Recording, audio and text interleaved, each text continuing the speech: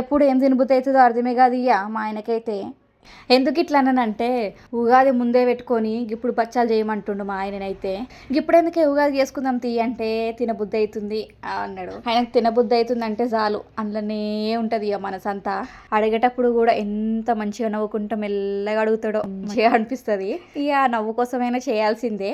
ఇక చేస్తున్న బచ్చాలు అయితే ఈ ఉగాది రోజు అయితే పప్పు బచ్చాలు అయితే వేసుకుందాం, కానీ ఇప్పుడైతే నువ్వుల బచ్చాలు చేయాలన్నాడు. ఇక అన్నట్టు ఈ నువ్వుల బచ్చలు అయితే వేస్తున్నాం. ఉత్తి నువ్వులతో చేస్తే కొంచెం మంచిగా ఉండదు కదా అని నువ్వులు, పుట్నాలు, కుడక ఇవన్నీ ఫస్ట్ అయితే ఏం చేసి బెల్లం, ఇలాచీ పౌడర్, సాల్ట్ ఇవన్నీ ఒక్కొక్కటిగా మిక్సీలో వేసేసుకొని మిక్సీ అయితే పట్టేసుకున్నా. ఈ మిక్సీ పట్టేసుకున్న దాన్ని ఒక బౌల్లోకి అయితే తీసేసుకున్న తర్వాత ఆ పిండిని అయితే విసికేసుకున్నా. ఇక్కడ నేను గోధుమ పిండినే తీసుకున్నాను. మైదా పిండి అయితే హెల్త్ కూడా మంచిది కాదు కదా అని నేను ఇక్కడ గోధుమ పిండినే తీసుకున్నానండి. ఇక బచ్చాలను అయితే వేసేసుకుంటున్నా. బచ్చాలు ఎట్లా చేస్తారో మీకు తెలియదు ఏముంది చెప్పండి, అందరికి తెలుసు కదా బచ్చాలు ఎట్లా చేస్తారో.